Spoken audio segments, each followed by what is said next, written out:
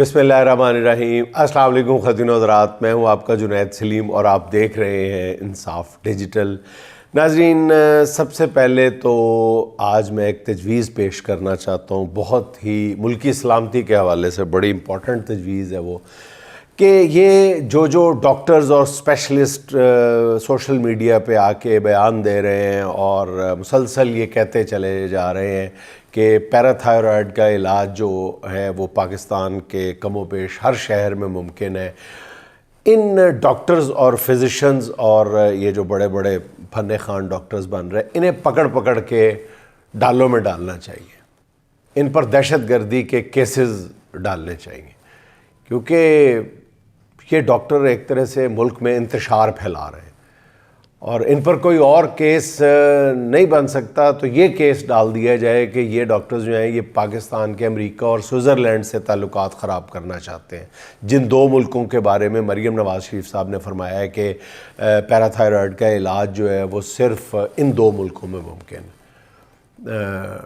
ٹھیک ہے، آپ نے دنیا کے بڑے بڑے میڈیکل کالجز سے FRCS اور MD کی ڈگریاں حاصل کی ہوں گی، لیکن ہمیں کیا، ہمیں تو اپنی لیڈر جو ہے، ہماری محبوب لیڈر CM صاحبہ مریم نواز شریف صاحبہ، ان کی زبان پر اعتبار ہے، کیونکہ انہوں نے کبھی جھوٹ نہیں بولا، اور ویسے بھی میڈیکل کی بات ہو رہی ہے تو انہوں نے میڈیکل کی تعلیم بھی حاصل کر رکھی ہے، بے شک ادھوری تعلیم ہی ہے، لیکن ان کے پاس انہوں نے 2-4 برسوں میں ہی آپ لوگوں سے جو بڑے بڑے ایکسپرٹ بن کے یہ کہہ رہے ہیں کہ ہر جگہ علاج ممکن ہے، ان سے 2-4 برسوں میں زیادہ علم حاصل کر لیا، تو ہمیں تو اپنی لیڈر پہ اعتبار ہے۔ اچھا ناظرین، چھوڑیں اس بات کو، یہ بات مشہور ہے، آپ نے بھی لازماً سن رکھی ہوگی کہ جب ہلاکو خان کی فوجوں نے بغداد کا گھیراؤ کر لیا تھا تو اس وقت بغداد کے گلی کوچوں میں نہاں جو یہ سو کالڈ علماء دین تھے، انہوں نے علماء سو جن کو کہا جاتا، وہ مناظروں میں مصروف تھے، اور ان مناظروں میں بحث کی جا رہی تھی کہ کیا فرشتہ جو ہے وہ سوئی کے نکے پہ بیٹھ سکتا ہے یا نہیں، یا پھر کوے کے حلال یا حرام ہونے کے مناظرے ہو رہے تھے۔ اس حالت میں ہلاکو خان کی فوج جو تھی وہ بغداد میں داخل ہوئی اور اس نے پھر عروس البلاد عراق کی اینٹ سے اینٹ بجا دی تھی۔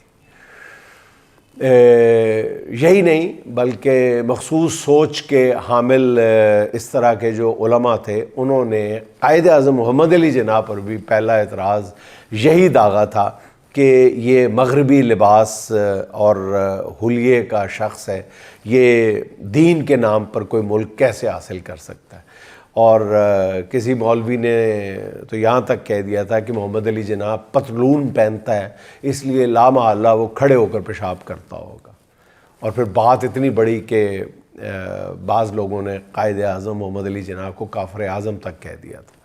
یہ تقریباً ناظرین 1 صدی پہلے کی باتیں ہیں، اور ایسی باتیں جب ہم کتابوں میں پڑھتے ہیں تو ہمیں لگتا ہے کہ اس دور میں ہمارے علماء جو ہیں وہ اس دور میں کیسے کیسے جہل میں مبتلا تھے، حالانکہ ہمارا اعتراض درست نہیں ہے، کیونکہ آج عصر حاضر کے جو نام نہاد علماء جہالت کے گھوڑے پر سوار ہیں وہ بھی کسی سے کم نہیں۔ یہ 1988 کی بات ہے، بے نظیر بھٹو انتخابی مہم کے سلسلے میں شہر شہر دورے کر رہی تھی، اور ان کے مقابلے پہ نواز شریف صاحب کی انتخابی مہم بالکل پھیکی لگ رہی تھی۔ نواز شریف صاحب کو ایک انوکھی چال سوجی، انہوں نے ایک اپنے درباری عالم دین مولانا عبدالقادر آزاد کو بلا لیا، جو اس وقت لاہور کی بادشاہی مسجد کے امام تھے اور حکومت پنجاب کے اوقاف کے ملازم تھے۔ انہوں نے ہارے ہوئے نواز شریف کی مدد یوں کی کہ ایک فتویٰ جاری کر دیا۔ فتویٰ یہ تھا کہ جو بھی پیپلز پارٹی کو ووٹ دے گا اس کا نکاح ٹوٹ جائے گا۔ جی ہاں ناظرین، یہ ہوا۔ کہنا صرف یہ ہے کہ علماء، یہ مخصوص سوچ کے حامل جو علماء ہیں، یہ اپنی جہالت کی وجہ سے ہمیشہ سے ہی مذاق بنتے رہے ہیں، اور جہالت کبھی کم علمی کی وجہ سے ہوتی تھی اور کبھی ذاتی مفاد کی وجہ سے ہوتی تھی، نہیں ہوتی ہے۔ بدقسمتی سے پاکستان بننے کے بعد علماء کہلائے جانے والوں کی بڑی کھیپ ہمیشہ طاقتوروں کی اعلی کار بنی رہی۔ 1973 کے آئین کے بعد قوانین کو اسلامی سانچے میں ڈھالنے کے لیے ایک اسلامی نظریاتی کونسل بنائی گئی تھی بڑی اچھی نیت کے ساتھ. قوانین تو اسلامی کیا بننے تھے، ایک ایسی کونسل بن گئی جہاں پر عام طور پہ زیادہ تر درباری فتویٰ فروش علماء کو پرکشش عہدے اور مراعات دے کر کھپایا جاتا رہا. سب کو نہیں لیکن اکثریت. ایک ایسے ہی عالم دین جو ہیں ان دنوں بھی اسلامی نظریاتی کونسل کے سربراہ ہیں جنہوں نے یہ فتویٰ دیا ہے جی کہ وی پی این کا استعمال جو ہے وہ غیر شرعی ہے. اچانک راتوں رات ان پہ الہام ہوا اور انہوں نے کہہ دیا جی کہ بیان جاری کر دیا. اور یہ بیان بھی ناظرین اسلامی نظریاتی کونسل کی طرف سے نہیں جاری ہوا، اسلامی نظریاتی کونسل کے چیئرمین محترم جناب راغب نعیمی صاحب کی طرف سے جاری ہوا ہے، یعنی اکیلے بندے کا بیان ہے. اب ناظرین راغب یہ نعیمی صاحب، ان کا تھوڑا سا تعارف سن لیں کہ ان کے پشت در پشت شریف خاندان سے درینہ تعلقات. ان کے دادا محمد حسین نعیمی نے اپنی اولاد کو شریف خاندان کی جو چوکھٹ دکھائی تھی یہ آج تک وہیں بیٹھے ہیں. اور ان کے والد جو سرفراز نعیمی بھی زندگی بھر نواز شریف صاحب کی مالا جپتے رہے، اور اب ان کے بیٹے راغب نعیمی بھی شریف خاندان کی راہوں کے کانٹے چننے میں لگے ہوئے ہیں. 2017 میں آپ کو یاد ہوگا کہ انہی راغب نعیمی کی دعوت پہ نواز شریف جامعہ نعیمیہ لاہور میں طلبہ سے خطاب کرنے پہنچے تھے، جہاں انہیں ایک طالب علم نے جوتا دے مارا تھا. اچھا ناظرین، وی پی این کو غیر شرعی قرار دینے کے لیے جواز یہ بنایا گیا کہ وی پی این کے ذریعے صارفین فوش ویب سائٹس کے نظارے کرتے ہیں. اس فتوے سے ایک روز پہلے پی ٹی اے کی جانب سے ڈیٹا ریلیز کیا گیا. ذرا سیکوینس دیکھتے جائیں آپ. ڈیٹا یہ ریلیز کیا گیا کہ ایک دن پہلے کہ ملک میں 8 lakh Foch web sites block کر دی گئی ہیں. آج تک کبھی پی ٹی اے کو یاد نہیں آیا تھا کہ فوش ویب سائٹس بھی ہیں اور لاکھوں کی تعداد میں. اچانک راتوں رات یاد آیا، او فوش ویب سائٹ. پھر ایک ہی دن میں 8 لاکھ ویب سائٹس بلاک کر دی گئی. بتایا یہ گیا کہ پاکستان میں روزانہ 2 کروڑ بار ان فوش ویب سائٹس کو دیکھنے کی کوشش کی جاتی ہے. حالانکہ اعداد و شمار کا یہ گھن چکر جو ہے یہ حقیقت کے بالکل برعکس ہے. ہم سب جانتے ہیں حقیقت سیدھی سیدھی ہے کہ ملک میں 8 ماہ سے ٹویٹر بند ہے، جس تک رسائی کے لیے عام صارفین وی پی این استعمال کر رہے ہیں. اور اب وی پی این استعمال کرنے والے صارفین کی تعداد جو ہے وہ 2 کروڑ سے تجاوز کر گئی. یعنی حکومت کے جس مقصد کے لیے ایکس کو یا ٹویٹر کو بین کیا تھا، عام صارفین نے وی پی این کے استعمال سے اس پابندی کی دھجیاں اڑا کے رکھ دی. حکومت نے اس مشکل کا حل یہ ڈھونڈا کہ اب وی پی این پر بھی پابندی کا فیصلہ کر لیا گیا، اور پی ٹی اے نے گزشتہ اتوار کو فائر وال کے ذریعے وی پی این کو 6 گھنٹے کے لیے بلاک کرنے کی کوشش کی، جس میں کافی حد تک اس کو کامیابی بھی ملی ہے. اب حکومت نے وی پی این کو مکمل بین کرنے کے لیے اس سے پہلے مذہبی چھتری استعمال کرنے کا فیصلہ کیا، جو انتہائی افسوسناک ہے، جس کے لیے سرکاری یہ جو عالم دین صاحب ہیں مولانا راغب نعیمی صاحب، انہوں نے اپنی نوکری اور وفاداری کا حق ادا کر دیا شریف خاندان سے. اصل میں ہمارے حکمران سورج کی روشنی کو قید کرنا چاہتے ہیں اور یہ ہواؤں میں گریں لگانے کی کوشش کر رہے ہیں. اور یقین کریں کہ جب وہ یہ سوشل میڈیا پر پابندی لگاتا ہے، جو بھی پابندی لگاتا ہے، تو وہ آپ اس کو اپنی آنکھوں سے دیکھیں تو یوں لگتا ہے کہ جیسے ایک پاگل یا دیوانہ ہے وہ ہوا میں تلوار چلا رہا ہے. بالکل ایسے لگتا ہے پاگلوں کی طرح. اور پھر یہ جو ہمارے حکمران جو کام کروا رہے ہیں ایکسپرٹس کے ذریعے یا علماء کے ذریعے، وہ مطلب ان علماء کی ہمراہی میں چاند پر تھوکنے کی کوشش کر رہے ہیں. صاف پتہ چلتا ہے، نظر آتا ہے، یہ منظر نظر آتا ہے. اب وی پی این کو اس لیے غیر شرعی قرار نہیں دیا گیا کہ اس سے لوگ ننگی ویب سائٹس دیکھتے ہیں. وی پی این پر پابندی اس لیے لگائی جا رہی ہے کہ یہ ملک میں جاری نظام کا ننگا پن چھپا لے. یہ وی پی این کو جو دکھا رہی ہے وی پی این، یہ جو دکھا رہے ہیں وہ حکمران جو ہیں وہ یہ منظر دکھا رہے ہیں، یہ وی پی این جو ہے کہ حکمران اخلاقیات کے حمام میں الف ننگے کھڑے. اور دلچسپ خبر یہ ہے کہ پی ٹی وی نے وی پی این کو غیر شرعی قرار دینے کی خبر کو نمایاں کوریج دی. نوٹیفیکیشن سمیت. اس کے بعد پی ٹی وی کے ٹویٹر ہینڈل پر بھی پوسٹ کیا گیا اس پوسٹ کو, اور یہ پوسٹ بھی وی پی این پر لگا کر کی گئی ہے. دوسری طرف حکومت نے وی پی این پر ابھی پابندی لگائی نہیں ہے, ابھی صرف اس کے لیے شرعی فتویٰ حاصل کیا ہے. مگر اب مجھے سمجھ نہیں آ رہی کہ اس کے لیے شرعی فتوے کی ضرورت تھی کیا.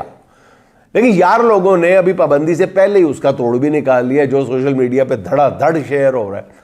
فائر وال پہلے ہی بیک فائر کر چکی ہے, جس پہ اس غریب قوم کے 42 ارب روپے اڑا دیے گئے تھے. میرا حکومت کو ناظرین مشورہ یہ ہے کہ وی پی این پر پابندی سے کچھ نہیں ہوگا. کہتے ہیں برے کو نہیں, برے کی ماں کو مارو. اس لیے حکومت وی پی این پر نہیں, انٹرنیٹ پہ ہی پابندی لگائے, کیونکہ جب انٹرنیٹ ہی نہیں ہوگا تو نہ کوئی ٹویٹر ہوگا, نہ یوٹیوب ہوگی, نہ کوئی وی پی این لگانے کی سوچے گا. مگر اس سے پہلے صرف اتنا جان لے حکومت کہ صرف 2023 کے دوران بھارت کی جو آئی ٹی ایکسپورٹ ہے وہ $300 ارب سے تجاوز کر گئی. اور دوسری طرف پاکستانی حکمرانوں کی انہی چالاکیوں کی وجہ سے پاکستان کی آئی ٹی ایکسپورٹ $3 ارب سے بھی کم ہے. حالانکہ آئی ٹی ایکسپرٹس کا کہنا ہے کہ حکومت غیر ضروری پابندیاں آج ختم کر دے تو ملک میں سیاسی استحکام لے آئے تو 1 سال کے اندر پاکستان کی آئی ٹی ایکسپورٹس کو $15 ارب تک بآسانی پہنچایا جا سکتا ہے. اب ناظرین افسوس کہ مسلمان جو ہیں 21ویں صدی میں بھی 1000 سالہ پرانی جہالت سے ہی لڑتے ہوئے نظر آ رہے ہیں. اچھا ناظرین, اب ایک اور بات کر لیتے ہیں. بیرون ملک ہماری اشرافیہ کی پاکستانیوں کے اوورسیز پاکستانیوں کے ہاتھوں جو عزت افزائی ہو رہی ہے اس پر بات کر لیتے ہیں. ناظرین بات یہ ہے کہ اس وقت جو حکمران اشرافیہ ہے وہ بہت پریشان ہے. ان کا ہر قدم جو ہے وہ گیلی زمین پر ہی پڑتا ہے. ظلم سے, جبر سے, فسطائیت کا ہر ہتھ کنڈا آزما کر جیسے تیسے حکومت تو کی جا رہی ہے, مگر ملک سے باہر جا کر ان کی اصل جنت ہوتی ہے, جہاں یہ لوگ یہ اشرافیہ اپنی خوشیاں مناتے ہیں, جہاں یہ اپنے بچوں کی سالگرہیں اور شادیاں کرتے ہیں, جہاں غریب عوام سے لوٹی دولت سے انہوں نے مہنگے اپارٹمنٹس لیے ہوئے ہیں, جہاں مہنگی پوشاک پہن کر یہ ریسٹورنٹس, مہنگے کیفے خانوں میں اپنی شامیں رنگین کرتے ہیں. مگر اوورسیز پاکستانیوں نے اشرافیہ کی جنت کو ان کے لیے جہنم بنا دیا. جہاں پر یہ حکمران منہ پہ ماسک لگا کر بھی نکلیں تو انہیں پہچان لیتے ہیں یہ پاکستانی. تو حکمرانوں سے میری درخواست ہے کہ ڈرے اس دن سے جس دن اوورسیز پاکستانیز جو ہیں وہ اپنے چہروں پہ ماسک لگا لیں گے اور ماسک لگا کر آپ پر آوازیں کسیں گے. پھر آپ کیسے بتائیں گے, کیسے پکڑیں گے ان کے پاکستان میں موجود رشتہ داروں کو, جب انہوں نے ماسک لگا کر آپ کا پیچھا کرنا شروع کر دیا. پھر تو آپ کے پاس یہ جو ایک ناکام سی حرکت آپ بار بار فرما رہے ہیں کہ مظاہرہ وہاں پہ ہوتا ہے, آوازیں وہاں پہ کسے جاتے ہیں, تنقید وہاں پہ ہوتی ہے, نعرے وہاں پہ بلند ہوتے ہیں, رشتہ دار یہاں پاکستان میں پکڑ لیے جاتے ہیں, تو پھر آپ کیا کریں گے؟ آپ خود سوچیں. وہاں پر تو جیو فینسنگ نہیں ہو سکتی, کیا کریں گے؟ لنڈن, برطانیہ, کینیڈا, آسٹریلیا, جہاں پر بھی اوورسیز پاکستانیز نعرے لگائیں گے, مخالفانہ نعرے لگائیں گے آپ کو دیکھ کے, تو وہاں پہ تو جیو فینسنگ نہیں ہوگی, ماسک انہوں نے پہنے ہوں گے. پھر آپ کیا کریں گے؟ پاکستان میں آپ کر سکتے ہیں نا جیو فینسنگ, پھر ان کے یہاں پہ موجود رشتہ داروں کو بھی کیسے پکڑیں گے؟ ناظرین اس وقت ہماری حکمران اشرافیہ کے لیے یقین کریں کہ مسئلہ نمبر 1 یہی ہے کہ لندن, پیرس اور نیو یارک کی سڑکوں کو اپنے لیے محفوظ کیسے بنایا جائے. پاکستان کے لیے, پاکستان کی تو بات چھوڑیں, نکلتے ہی نہیں. اب حکومت کے پاس پہلا ہتھیار یہ تھا کہ ملک سے باہر احتجاج کرنے والے اوورسیز شہریوں کے لیے پاکستانی رشتہ داروں پر ظلم کے پہاڑ توڑ دیے جائیں. توڑ لیے. سارا میر کی بوڑھی ماں کے ساتھ جو کچھ ہوا وہ حکمرانوں کے خوف کی نشاندہی کرتا تھا. مگر اس حکومتی کارروائی کا کیا اثر ہوا؟ الٹا اثر ہوا. جیسے ہی سارا میر کی والدہ کے ساتھ ہونے والے ظلم کی خبر لندن پہنچی ہے تو اس کے بعد ہونے والے مظاہرین میں پاکستانیوں کی جو تعداد تھی وہ ریکارڈ بریکنگ تھی. جو اس بات کا اظہار تھا کہ اوورسیز پاکستانیز جو ہیں وہ ظلم سے دبنے والے نہیں ہیں، اور اس کے بعد حکمرانوں نے احتجاج کرنے والے پاکستانیوں کے شناختی کارڈ منسوخ کرنے شروع کر دیے۔ اس سے تو کئی اوورسیز پاکستانیوں کی لاٹری نکل آئی، انہوں نے اس حکومتی فسطائیت کے خلاف برطانیہ میں اسائلم اپلائی کرنا شروع کر دیا، اور برطانوی وکلاء کا کہنا ہے کہ اسائلم کے لیے یہ نہایت ہی مضبوط کیس ہے، بڑی مضبوط گراؤنڈ ہے یہ۔ حکومت کے ہر منصوبے کا دنوں میں نہیں گھنٹوں میں توڑ نکال لیا جاتا ہے۔ پاکستانی حکومت جو ہے وہ نادرا کے ذریعے چہرے شناخت کر کے احتجاج کرنے والوں کو، ان کے رشتہ داروں کو تختہ مشق بناتے ہیں، لیکن ہو کیا رہا ہے، اس کا رزلٹ کیا آ رہا ہے وہ آپ کے سامنے۔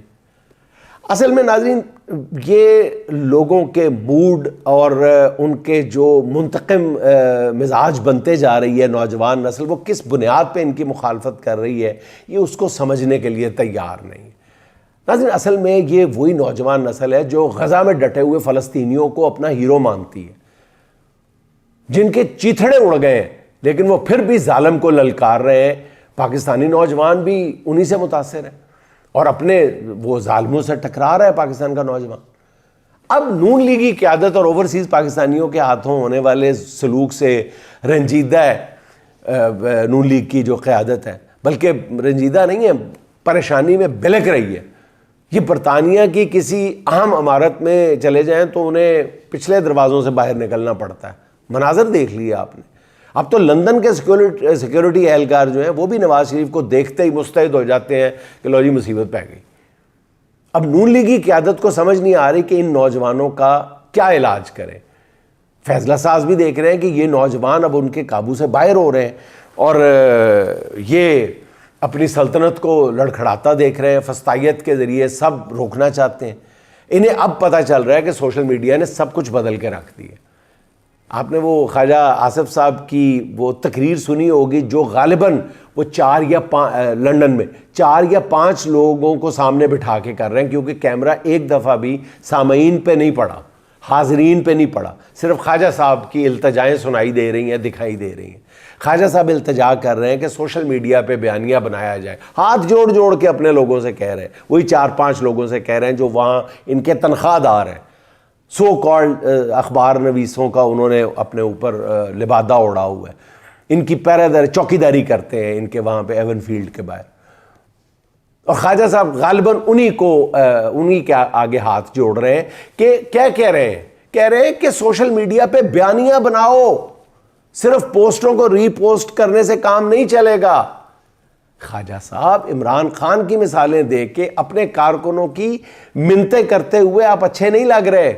خدا را آپ بات کو سمجھنے کی کوشش کریں، معاملے کی سنگینی کو اور اس کی ڈیپتھ کو سمجھنے کی کوشش کریں، اس حقیقت کو سمجھنے کی کوشش کریں خواجہ صاحب کہ بیانیہ ایسے نہیں بنتا۔ جب آپ کے پاس سبسٹنس نہیں ہوتا، کچھ پلے نہیں ہوتا تو بیانیہ نہیں بنتا، بیانیہ منطق سے نہیں بن جاتا۔ یہ آپ نے وہ سنا ہی ہوگا کہ ایک بیٹا باہر سے پڑھ کے آ جاتا ہے اور کہتا ہے کہ باپ کو کہتا ہے کہ ابا جی میں نے منطق پڑھ لی ہے۔ اب وہ کہتا ہے جی وہ کیسے، آپ نے سنا ہوگا، بڑا مشہور یہ لطیفہ ہے۔ اور باپ کہتا ہے وہ کیا ہوتا ہے؟ کہتا ہے جی اس سے بیانیہ بن جاتا ہے، اس سے نیریٹو بلڈ اپ ہوتا ہے۔ کہتے ہیں کیسے ہے؟ کہتا ہے یہ دیکھیں یہ سامنے ایک انڈا پڑا ہوا ہے نا، میں اپنے بیانیے یا نیریٹو کی مدد سے اس کو 2 انڈے بنا دوں گا، یہ اصلی انڈا ہے اور یہ میں یہاں پہ بیانیے کی مدد سے دوسرا انڈا بنا دوں گا۔ وہ باپ کہتا ہے وہ 1.5-2 گھنٹے کی تقریر چھاڑتا ہے بیٹا، تو باپ بڑے آرام سے وہ جو اصلی انڈا ہوتا ہے وہ منہ میں ڈالتا ہے، کھا کے کہتا ہے پتر جڑا بیانیے نال تو بنایا وہ تو کھا لیں۔ تو یہ جو آپ انڈا کہہ رہے ہیں یہ خیالی انڈا ہے، یہ جو آپ کے بیانیے سے بنے گا وہ خیالی انڈا ہے۔ احتجاج کرنے والے نوجوان جو ہے وہ خواجہ صاحب عمران خان کو اپنا ہیرو مانتے ہیں۔ اب یہ کیسے ہو سکتا ہے کہ آپ ان کے ہیرو پہ ظلم کے پہاڑ توڑیں اور پھر دنیا میں دوسری طرف آپ موجے بھی کرتے پھریں؟ اصل میں میاں نواز شریف صاحب اور ان کے حواریوں کو یہ سمجھانے کی ضرورت ہے کہ حضور والا یہ جو کچھ آپ کے ساتھ ہو رہا ہے نا، یہ آپ نے بویا تھا، آپ وہی کاٹ رہے ہیں۔ آپ نے اگر اپنے دور حکومت میں یہ کام نہ کیے ہوتے تو اوورسیز پاکستانی نعرے لگا لگا کے گلا پھاڑ پھاڑ کے آپ سے یہ نہ پوچھتے کہ ان محلات کے پیسے کہاں سے آئے ہیں، ان کی رسیدیں دیں۔ وہ کہتے ہیں نا کہ جی وہ میاں صاحب پر وہ بات میں نے تو کہیں پڑھی ہے کہ سنگاپور کے وزیر اعظم نے کہا تھا کہ میرے سامنے 2 راستے تھے، پہلا راستہ یہ تھا کہ میں کمیشنز میں ٹھیکے لیتا، کرپشن کرتا اور اپنی 7 نسلوں کو سنوار لیتا، ان کا مستقبل محفوظ کر لیتا، اور دوسرا راستہ میرے پاس یہ تھا کہ میں اپنی قوم کے لیے دن رات ایک کر دیتا اور ان کا پوری قوم کا مستقبل سنوارتا۔ لیکن میں نے، سنگاپور کا وزیر اعظم کہتا ہے، میں نے دوسرے راستے کا انتخاب کیا، قوم کو سنوارنے کا۔ میاں صاحب یہ کہتے ہیں کہ میں نے بھی جناب علی دوسرے راستے کا ہی انتخاب کرنا تھا، لیکن دوسرا راستہ جو تھا وہ سنگاپور کے وزیر اعظم نے لے لیا، اس لیے میں نے پہلے راستے کا انتخاب کر لیا۔ تو حضور والا اس بات کو ذرا سنجیدگی کے ساتھ سمجھنے کی کوشش کریں کہ قوم آپ کے ساتھ جو کچھ کر رہی ہے وہ کس بنیاد پہ کر رہی ہے۔ آپ قوم کو کیسے سہانے خواب دکھا رہے ہیں، قوم کو بے وقوف سمجھ کے۔ آپ کہہ رہے ہیں کہ اب یہ 2-4 مہینوں میں آپ ہمیں حکومت کرنے دیں، پورے ملک میں دودھ اور شہد کی نہریں بہنے لگیں گی۔ یہ یوتھ پاگل نہیں ہے حضور والا، خام خواہ عمران خان کو ہیرو بنا کے سڑکوں پہ یوں ڈنڈے سوٹے کھانے کے لیے نہیں بیچاری پھر رہی، وہ یہ جانتی ہے، ان کی ایکسیس ہے، انفارمیشن تک ایکسیس ہے اس یوتھ کی، اسی لیے وہ دیکھتے ہیں کہ یہ کس دور کی باتیں کر رہے ہیں، یہ ہمیں کون سی اقتصادی خوشحالی کی خبریں سنا رہی ہے یہ حکومت۔ حقیقت یہ ہے، یہ ابھی میں نیٹ پہ دیکھ رہا تھا کہ جو 10 فاسٹسٹ کولیپسنگ کنٹریز ہیں، 10 فاسٹسٹ کولیپسنگ کنٹریز جو ہیں اکانومی کے حوالے سے، ہمیں آپ اکانومی کو پتہ نہیں کیا کیا کون سے اشاریے بتا رہے ہیں، ان 10 تیزی سے تباہ ہوتی ہوئی معیشتوں میں پاکستان کا نام ہے حضور والا، اور دوسرے ملک کون سے ہیں؟ Myanmar, Haiti, Venezuela, Sri Lanka, یمن، کانگو، پاکستان۔ تو یہ یوتھ جو ہے یہ ساری انفارمیشن تک ایکسیس رکھتی ہے، وہ آپ کی باتوں پہ کیسے یقین کر لیں؟